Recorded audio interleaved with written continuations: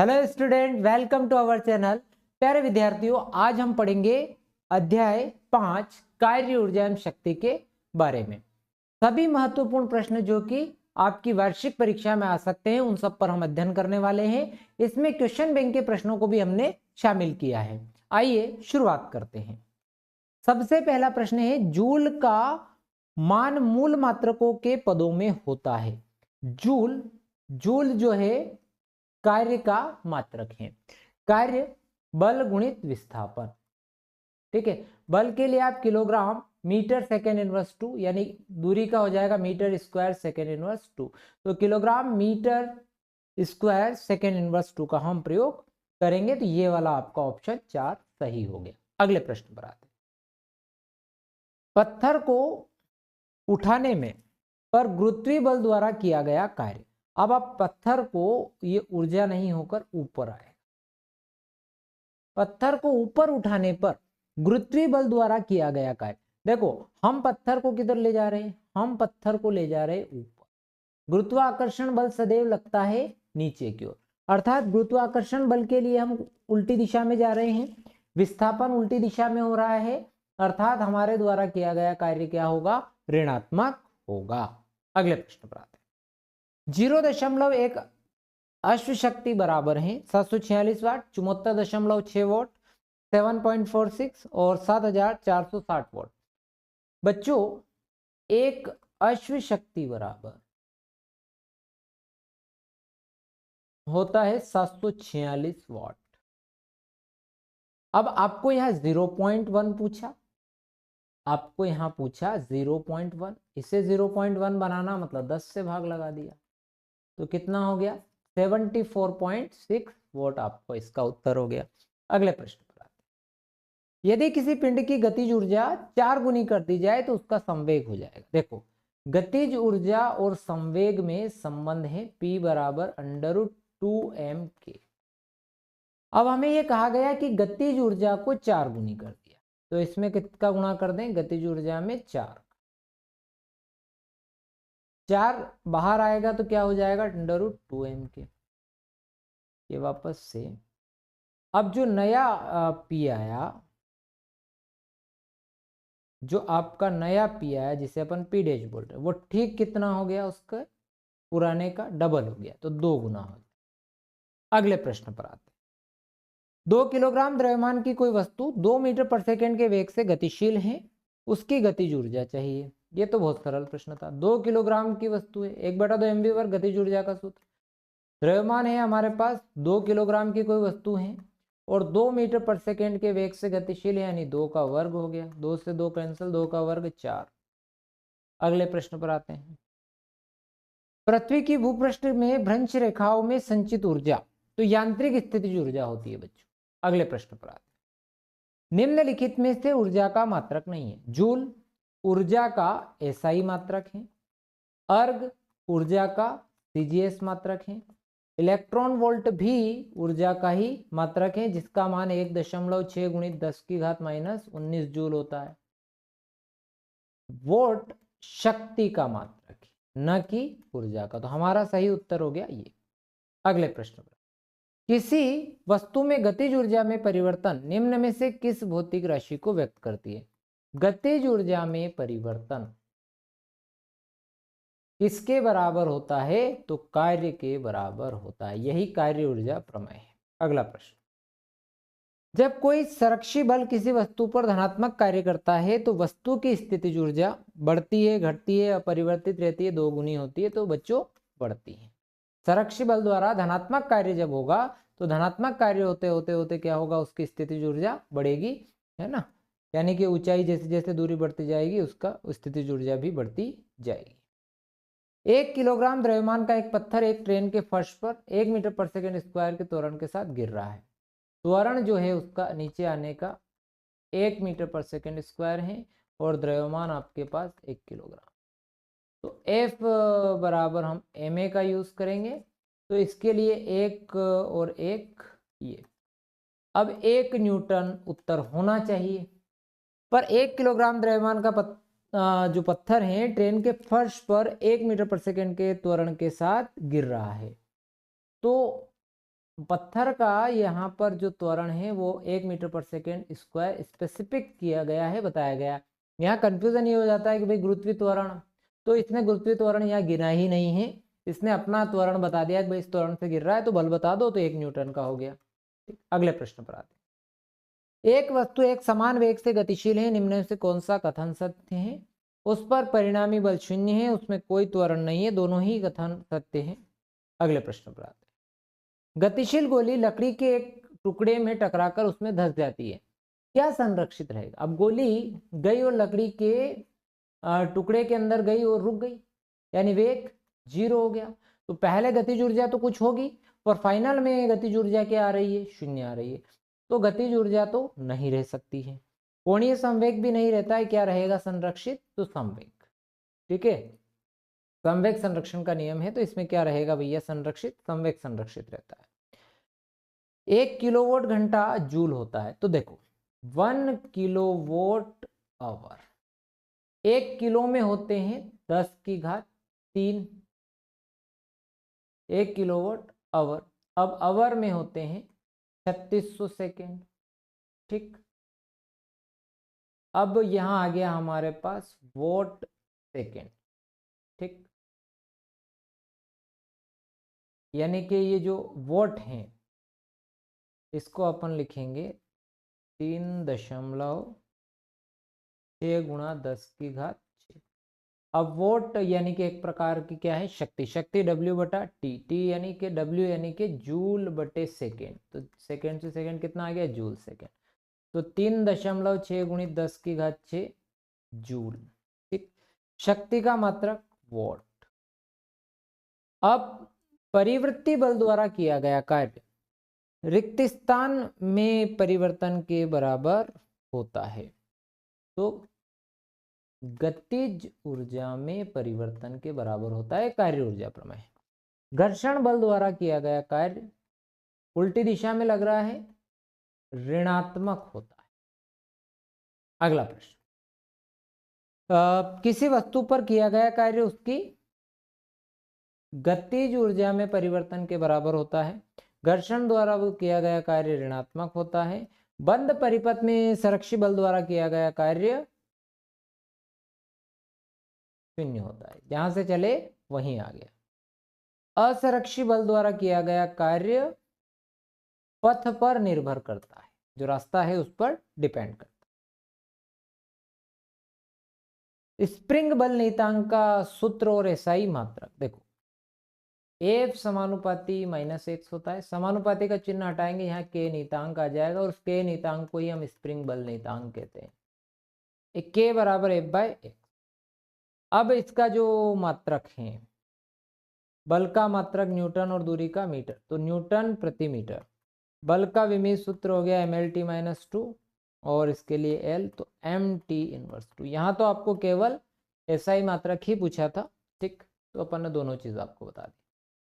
प्रत्यास्थ संघटन में कौन सी भौतिक राशियां संरक्षित रहती है? तो संवेग एवं गतिज ऊर्जा संरक्षित रहती है।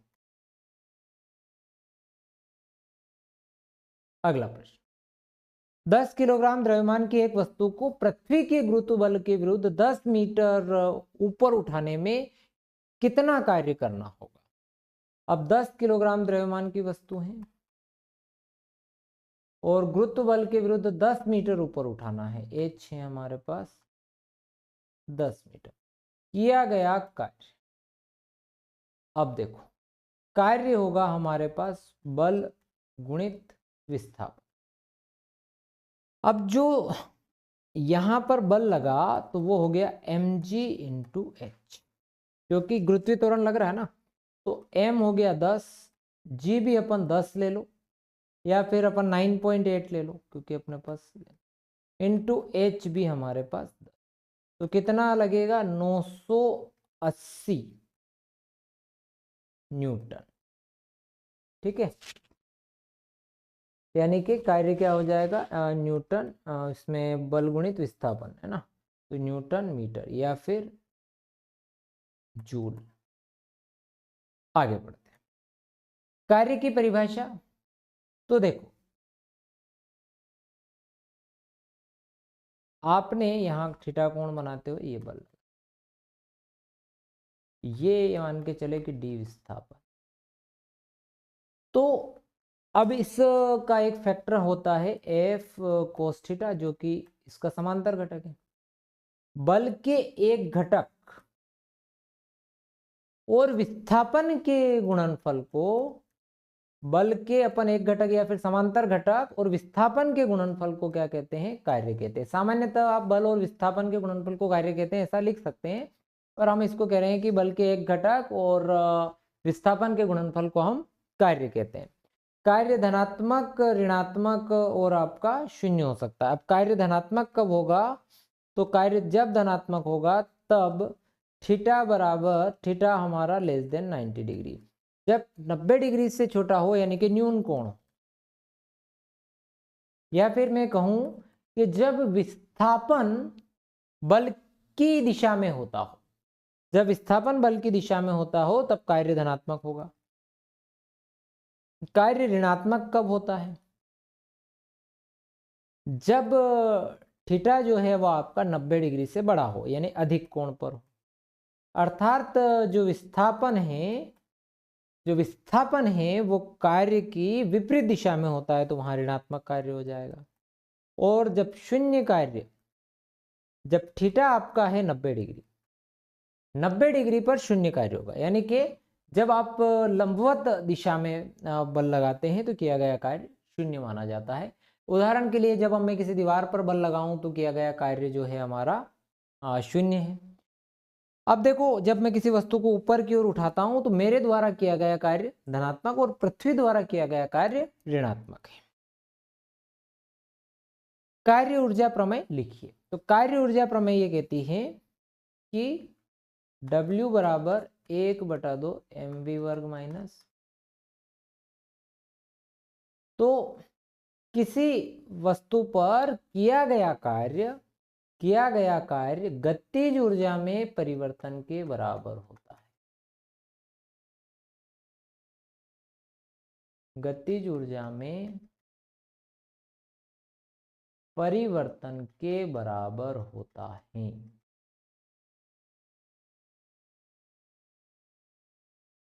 किसी वस्तु पर किया गया कार्य गतिज ऊर्जा में परिवर्तन के बराबर होता है, यही कार्य ऊर्जा। ठीक है, नियत बल और परिवर्ती बल दोनों के लिए होती है। ऊर्जा और शक्ति में अंतर,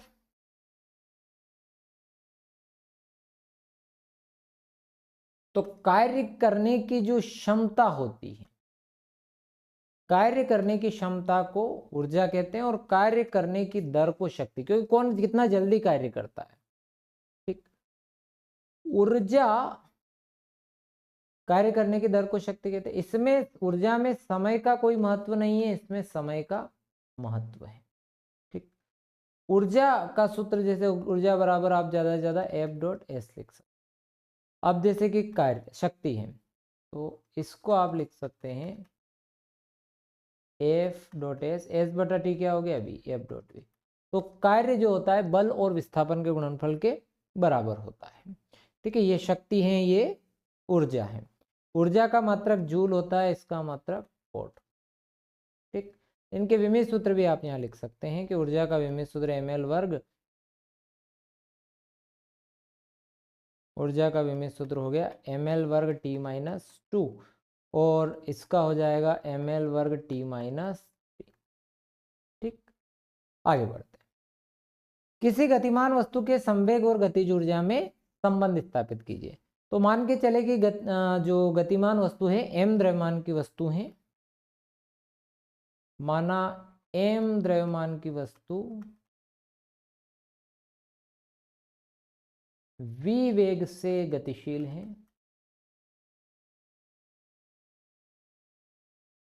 तो संवेग हो गया P बराबर mv, तथा गतिज ऊर्जा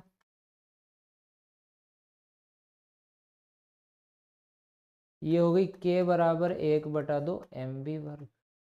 अब यहाँ अपने को v की आवश्यकता है तो v यहाँ से निकाल लिया, इस v का मान हम यहाँ रख देते हैं 1/2 m, v की जगह हो जाएगा P वर्ग बटे m वर्ग, इससे आंसर। तो पी वर्ग बराबर इस 2 का गुणा इधर 2km, पी बराबर वर्ग हट जाएगा √2km। ये हो गया आपका तो संवेग और गतिज ऊर्जा में संबंध। अगला प्रश्न, गतिज ऊर्जा से क्या तात्पर्य है? तो गतिज ऊर्जा हो गई किसी वस्तु में गति के कारण निहित ऊर्जा, किसी वस्तु में गति के कारण निहित ऊर्जा को, गति के कारण निहित ऊर्जा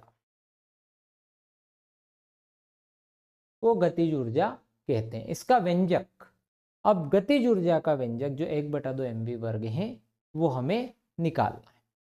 अब हम ऐसा मान के चले, जैसे आप गतिज ऊर्जा को कैसे मापोगे उस चीज से अपना आंसर निकल आएगा।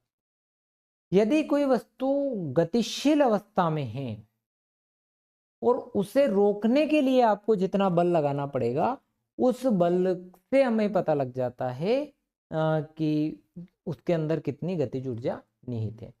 तो हमारे पास मान के चलते हैं हम लोग, यहाँ पर हम ऐसा मान के चल रहे हैं कि कोई वस्तु है जो एक वेग v से गतिशील है और उस पर आपने बल F लगाया। m द्रव्यमान की वस्तु है जो किसी वेग v से गतिशील है और उस पर आपने वेग v से गतिशील है और उसमें आपने बल F लगाया, और बल F लगाने के बाद वस्तु का वेग क्या हो गया? 0। ठीक, तो अब आप यहाँ पर अगर आपको कार्य निकालना है तो बल गुणित विस्थापन है। ठीक है, तो v वर्ग बराबर u वर्ग प्लस 2as है ना। अब मैंने यहाँ ये किया कि जो प्रारंभ में मेरा वेग है वो v है, चूंकि बल अपन लगा रहे हैं है ना, तो as दूरी चल रहा है, v आपका 0 हो गया, तो v वर्ग बराबर आया 2as। अब as ना, अब ये आया as, v वर्ग बराबर as। अब अपन यहाँ चाहिए कार्य, कार्य बराबर होता है बल गुणित विस्थापन। ठीक है, बल गुणित विस्थापन। अब बल यहाँ पर है हमारे पास F बराबर ma, विस्थापन s। यहाँ से as बराबर हमारे पास है v वर्ग बटे 2। इस v वर्ग बटे 2 को यहाँ रख दिया तो 1/2 mv वर्ग, ये आ गया हमारे पास कार्य, और यही कार्य गतिज ऊर्जा के रूप में संचित होता है, तो ये हो गया हमारा 1/2 mv वर्ग। कि यदि F बराबर 3i प्लस 4j प्लस 5 के और D बराबर 5i प्लस 4j माइनस 3 के हो तो कार्य की गणना कीजिए। तो दिया है आपको बच्चों F बराबर 3i plus 4j plus 5k और D बराबर आपको दिया है 5i plus 4j minus 3k। अब कार्य, तो कार्य होता है बल और विस्थापन का गुणनफल F डॉट टी। अब आपको जब भी डॉट प्रोडक्ट निकालना हो तो डॉट प्रोडक्ट में i j j और k इनका जब डॉट गुणा किया जाता है तो 1 आता है, बाकी का आप किसी का भी करोगे तो 0 आएगा। इसका मतलब मैं अगर i का i के साथ j का j के साथ करूँ तो ही 1 आ सकता है, बाकी के साथ 0 आएगा। तो इस i का j के साथ करूंगा तो भी 0, i का k के साथ करूंगा तो भी 0, यानी 3 5 15, 4 चौक 16 माइनस 5 3 15, कितना आया? 16। बहुत आईएमपी प्रश्न 2 नंबर के हिसाब। अगले प्रश्न पर आते हैं। एक भवन के भूतल पे लगा पंप 30 मीटर पर क्यूब आयतन में पानी की टंकी को 15 मिनट में भर देता है। यदि टंकी भूतल से 40 मीटर ऊंची है तो पंप द्वारा व्ययी शक्ति, हमें चाहिए यहां पर शक्ति। शक्ति का सूत्र होता है W/T। अब आपको भूतल से ऊंचाई पर पानी पहुंचाना है, यानी कि W बराबर हो गया हमारे पास, भाई कार्य चाहिए बल गुणित विस्थापन mgh/T। अब हमारे पास समय है 15 मिनट का, T यहां पर है 15 मिनट, क्योंकि मिनट को हम लोग बदल लेते हैं सेकंड।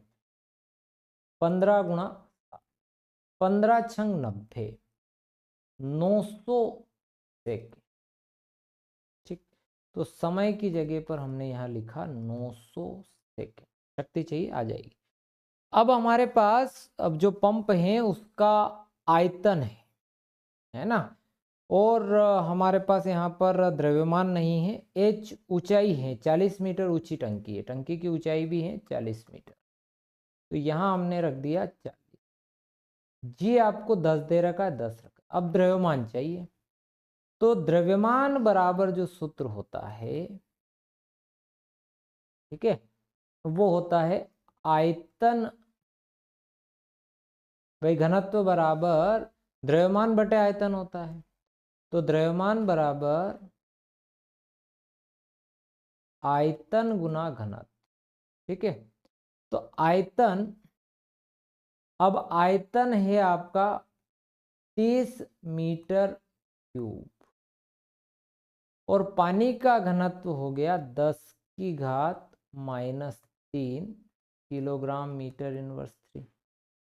ठीक, अब कुल मिलाकर यहाँ ये आ गया हमारे पास, है ना, 10⁻³ है ना, तो 3 गुणा 10⁻⁴, तो 3 गुणा ये हो गया 10⁻⁴।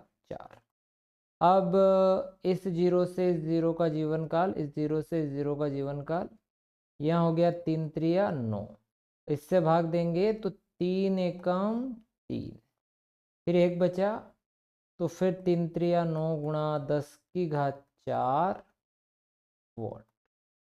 ये आ गया आपका। अगला सवाल है कि कोई साइकिल सवार ब्रेक लगाने पर फिसलता हुआ 10 मीटर दूर जाकर रुकता है। इस प्रक्रिया अवधि में सड़क द्वारा साइकिल पर लगाया गया बल 200 न्यूटन है, उसकी गति के विपरीत हैं, तो सड़क द्वारा साइकिल पर किए गए कार्य की गणना। देखो, विपरीत होने की वजह से जो थीटा बन रहा है यहाँ 180 डिग्री का हो गया। ठीक, 10 मीटर दूर जाकर रुका, यानी विस्थापन हुआ 10 मीटर, बल लगा सड़क द्वारा 200 न्यूटन का। अब साइकिल पर किया गया कार्य, तो कार्य बराबर होता है FD cos थीटा। तो F हमारा 200 है, D हमारा 10 है, ये हो गया cos 180, तो ये आया आपका 2000, cos 180 का मान -1, 2000 जूल। ये इतना बढ़िया प्रश्न है, कोई दिक्कत आपको नहीं। प्यारे विद्यार्थियों, यदि आपको वीडियो पसंद आया हो तो चैनल को सब्सक्राइब कर देना और अपने दोस्तों के साथ शेयर करना मत भूलना। इसी प्रकार के वीडियो के लिए आप हमारे साथ बनिए रहिए। थैंक यू वेरी मच, मिलते हैं नेक्स्ट वीडियो में।